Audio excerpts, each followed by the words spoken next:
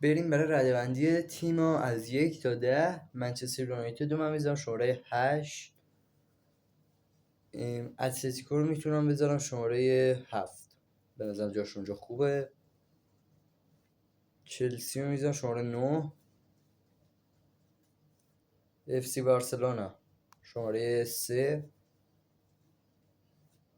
پاریس سن ژرمن داره میدرخشه قشنگ. رئال مادرید رو من میذارم شماره 2.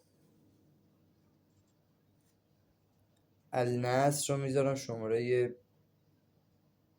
فقط به خاطر رونالدو میذارم شماره 6. و دورتموند رو میذارم شماره 10. آرسنال 5.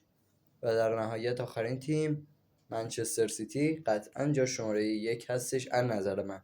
شما هم نظرتو تو کامنت ها بگو که به نظر شماره 1 2 3 جای کدوم این تیم ها بود. و تا ویدیو دیگه خدا نگهدار.